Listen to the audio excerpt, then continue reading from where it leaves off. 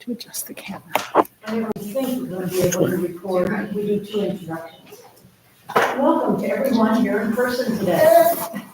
We Unitarians of Lake Norman are an open and diverse congregation. Our members walk diverse paths to find meaning and purpose. But we're united by our belief in the inherent worth and dignity of all, and especially by the responsibility to express our faith through acts of justice and compassion. My name is Sandy McFeely, and I've been an active member of this congregation since 2013. We also have a key person in our excellent music department with us, Lisa Woody, and our backup orchestra, Eddie Gunn. Our speaker today is Jim Price. He has served on our board and as president of the congregation. He is also a founder and exceedingly active member of the animal ministry. For those who don't know, the animal ministry builds fence enclosures, builds and fully furnishes fence enclosures to get dogs off chains. After a career in business, Jim taught college level business for 17 more years. Now he's a spiritual seeker. He practices yoga and meditation, walks in the forest, is a regular at movie Tuesdays, and enjoys the occasional glass of wine with his significant other. But many of you all knew that already from reading Thursday's newsletter. If you missed it, today Jim will explore the cognitive dissonance he sees in our country. He will explain what cognitive dissonance is. He brings history, mathematics, politics of all things, and luckily humor to his exploration of it, and also what, if anything, we can do about it. We start our services and other activities by lighting a candle inside a chalice and speaking words that call us to that occasion. Please join me in saying today's chalice lighting words, which are in the order. We light this burning chalice to illuminate the world we see. In our search for truth, may we fast. In our search for justice, may we be loving. And in loving, may we find peace. And now our opening words from Jim.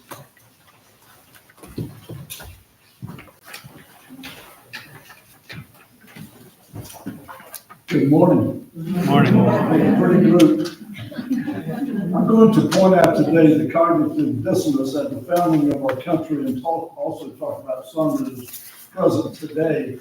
It will get lighter when we talk about the obverse of cognitive dissonance, and I will share with you examples of cognitive dissonance on the lighter side. I will close with suggestions for getting through tough times.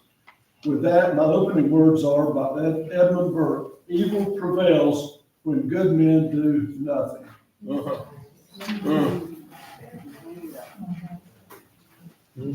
Please stay comfortably seated as Teresa takes us with her music into a place of thoughtfulness.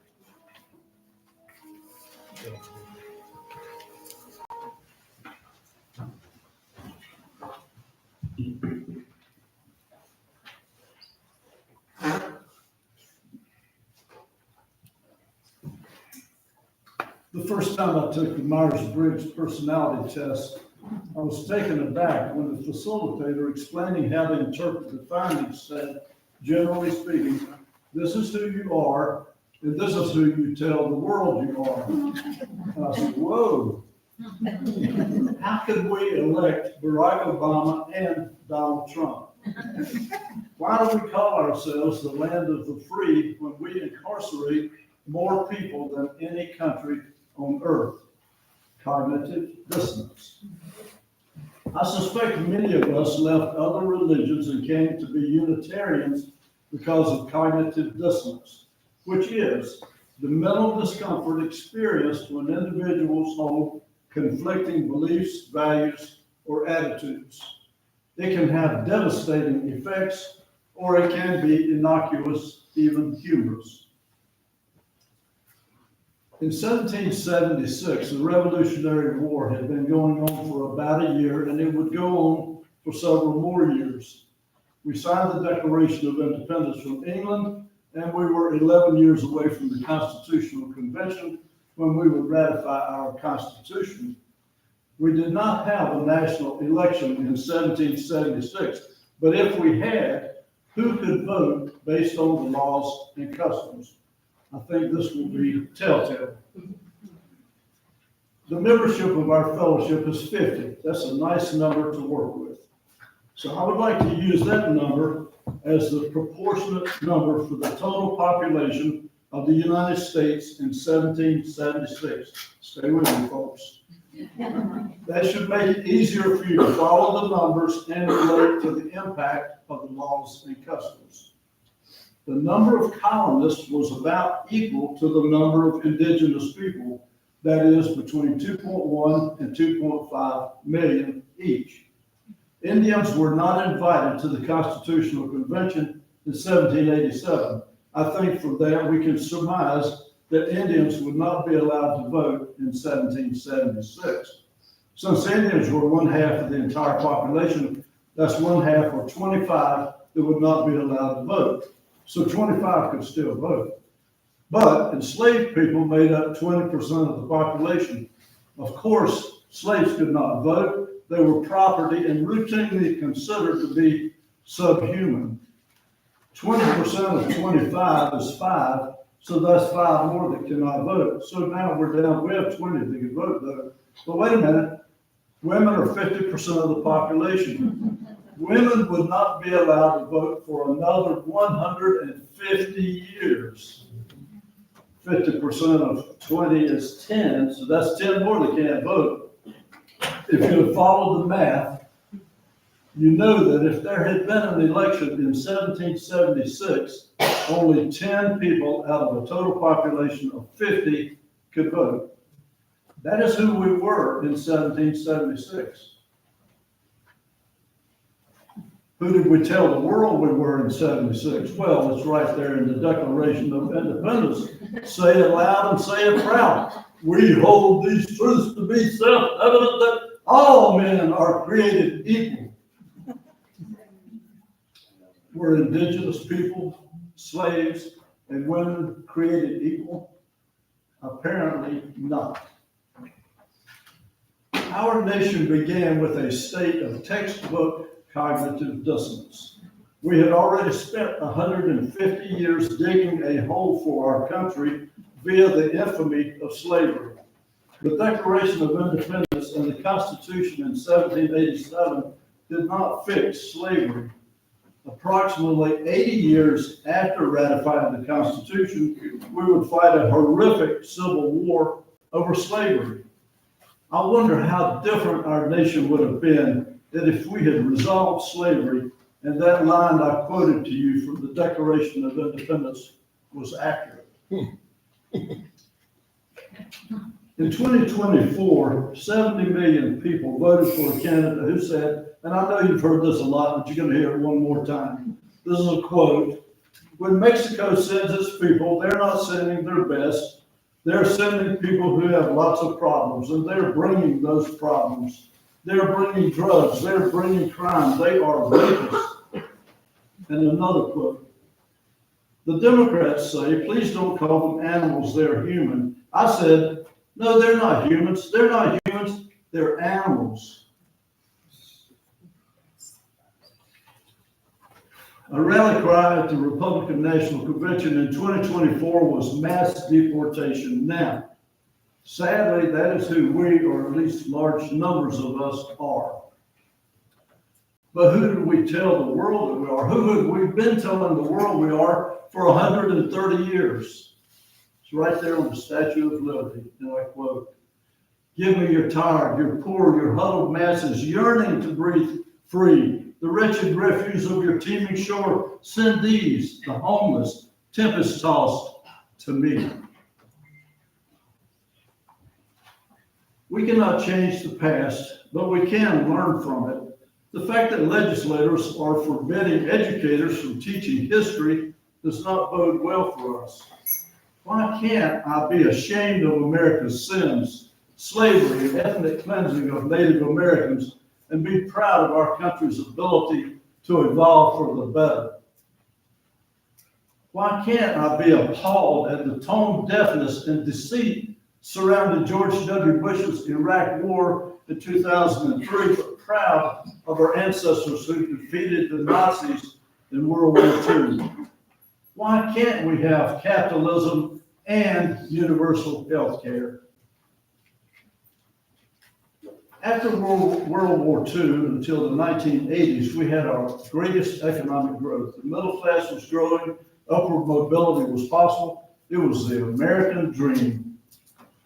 In the 1980s, Ronald Reagan called the U.S. a beacon on a hill, but he extolled the virtues of a trickle-down economy and argued that by reducing taxes on the wealthy and corporations, we would stimulate economic growth, benefiting everyone. Reagan made it okay to be greedy, and Gordon Gekko in the movie Wall Street, also from the 80s, proclaimed, and I quote, greedy, for lack of a better word, is good. Some think our country has been going downhill ever since, as income inequality has mushroomed. It gets lighter here, folks. The opposite of cognitive dissonance is cognitive consonance, defined as a state of mental harmony where a person's beliefs, thoughts, and actions are aligned and consistent with each other. I love what it represents. I don't particularly like the term cognitive consonance. I've never heard it used, and I even asked a professional in the field if they ever used it, and she said no. Sometimes the word just doesn't fit. When I first read cognitive consonance, the first thing that came to my mind was, I have a granddaughter. One of these days, she's going to be a teenager. And I can just imagine when she's 15 or 16, if a stringy-haired, pimply-faced boy shows up at my son's house, knocks on the door and says, sir, I would like to have cognitive consonance with your daughter. I suspect he had better have Googled the definition quickly or start running. If our beliefs, thoughts, and actions are aligned and consistent, we do not say we have cognitive consonance. We're more likely to say we're on the same page, we see eye to eye, or we're in sync. We might say we jihad, a term that derives from plowing mules, but which has evolved into we're going the same way, and we're in agreement. If I say to you that Sue Friday and I G-Haw, you know what I mean.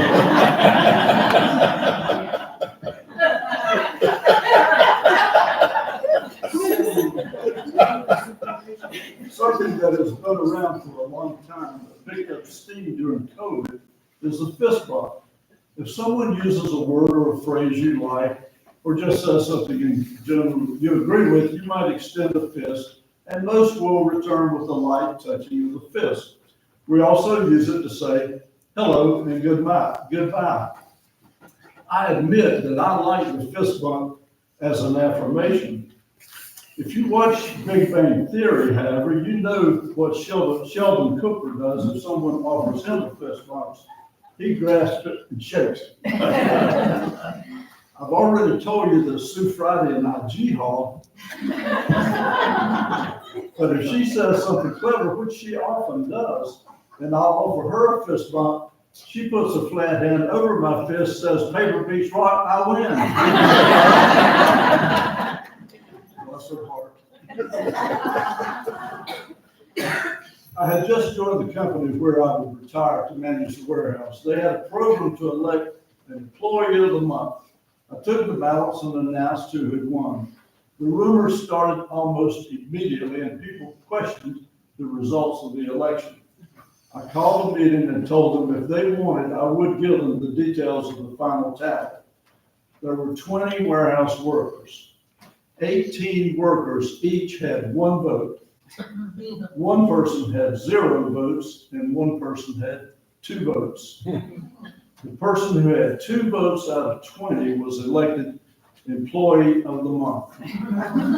Several told me that most of them voted for themselves. There's a little money involved. And then the others made deals. You vote for me and I'll vote for you. Employee of the Month, give me a break.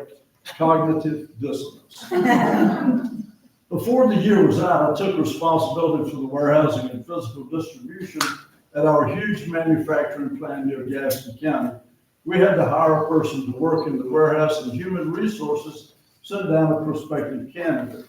The warehouse supervisor showed him the work area and told him about the job, and then he brought the candidate to my office. When he handed me the application, he pointed at something and said, "You might want to look at this." There was a question about long-term goals. I could tell the applicant had erased something, but he had written DR period. He was going to night school working on his bachelor's degree, and I encouraged him to continue with that. We discussed the job, his experience, and our expectations. And as I began to wrap up, I said, "Let me get this straight. You want to come and work with us, and you're going to continue night classes until you get your degree, and then you want to go to medical school. You want to be a doctor, right?" He hesitated. Never a good sign. And when he finally answered, he said, "Not really. What I really want to be is a pilot, but I didn't know how to spell pilot."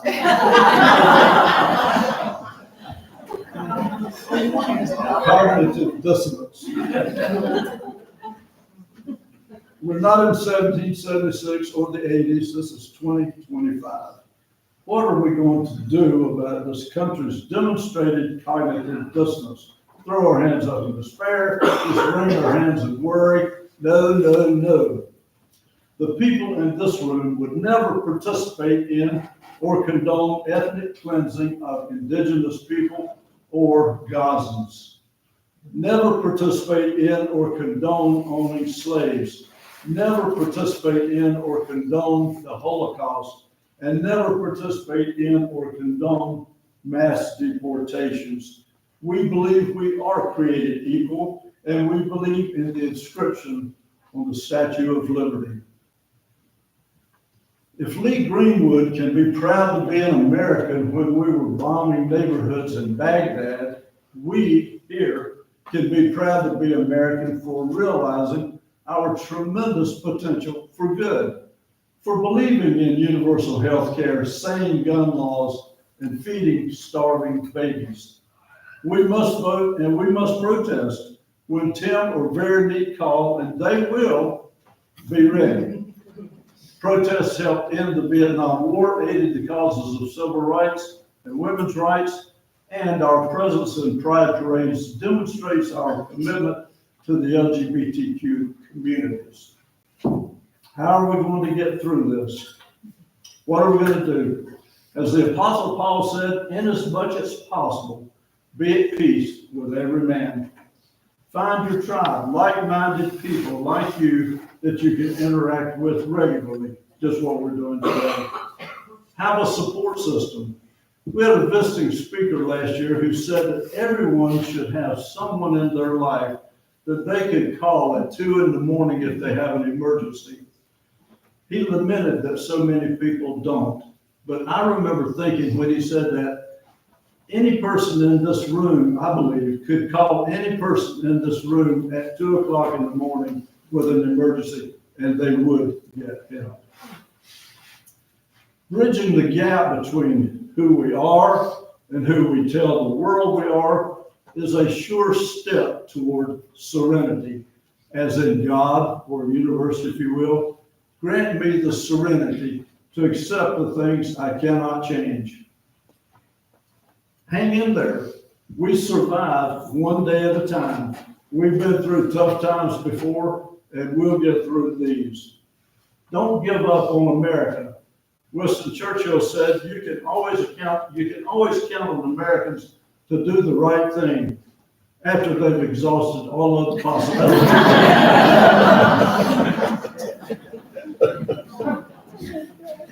Don't give up on the support group surrounding you right now.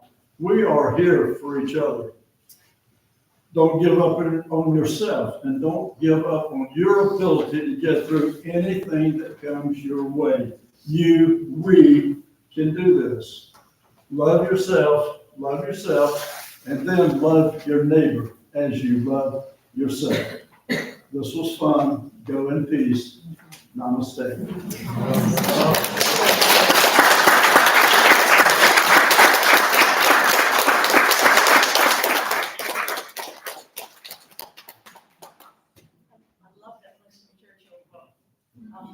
But we're not done yet. This is the talk back part of the service, and your ideas, your questions, your challenges. Remember that other churches have an amen corner, we have an or not corner. So this is your turn to come up and question Jim, share your own experiences and thoughts. Or not.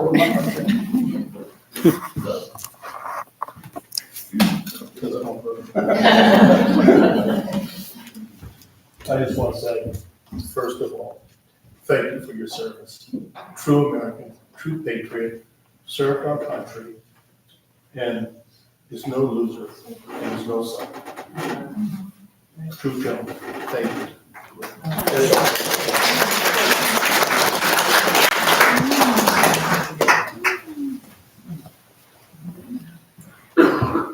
Hi, I'm Tim, and I'm not going to disagree or agree. I just got another perspective. I learned the term cognitive dissonance 30-some or more years ago in grad school. I have a master's degree in marketing. We use it in marketing or after you buy a car, a home, a big purchase, and then those next few days, did I make the right decision? That's cognitive dissonance also. Just add it to your repertoire of situations. Yeah.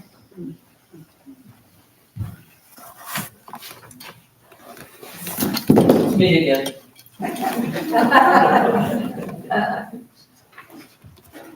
Back in the 60s, I was working at the State Department, and I had an offer, having ridden in a taxi cab, to go to the White House to work there. So there I was working in the White House during the Vietnam conflict years, and which is where I come from the State Department. I was on the Laos, Cambodia desk, Vietnam. And those were very trying times for me and for the world and for America. And I wasn't for the war or against the war. I was for having a job And that to me was important. I had a career. You go to work, you do your job, and you don't think about what you're doing. You're there serving the administration, whether you agree with it or not. I didn't agree with it, but I wanted my job. So that was during President Nixon's years. I was working for Henry Kissinger.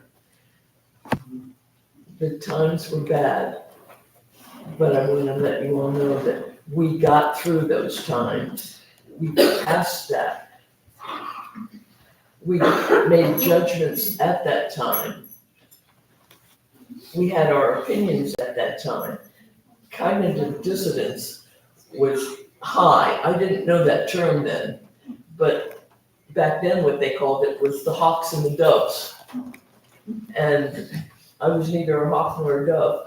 I was just somebody had a job and was grateful I had a job and I was going to do my job 24 hours a day. There was no difference to me between 2 a.m. and 2 p.m. because we worked at the White House 24 hours a day, and I lived through it, and we're going to live through this period of time. We just have to hang on and have belief that America, in America's people and America's beliefs, and when we got started, we were on a rough road, and we're gonna make it through, even though it's gonna be a gravel walk. It's not, what was that song by the Beatles? It's not a, Long Winding Road. yeah, the long and rocky road, and, yeah, some days are diamonds and some days aren't. So we're into that period and we're gonna get through, and that's all I've wanted to share with you all.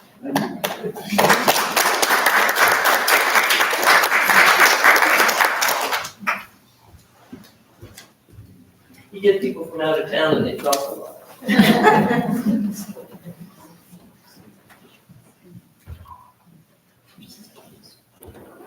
I'm still kidding.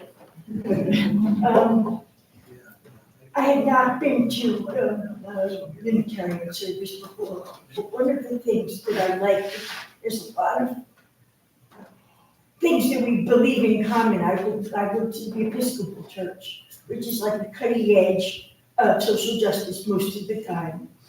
And one of the reasons that I love my church, we do baptisms, and there's 6 promises we have to make. And when anybody gets baptized, we all make those promises. Plus a couple of other times a year, even if nobody getting baptized, we make these promises. The very last one, and one of the things that just captured my heart was, will you strive for justice and peace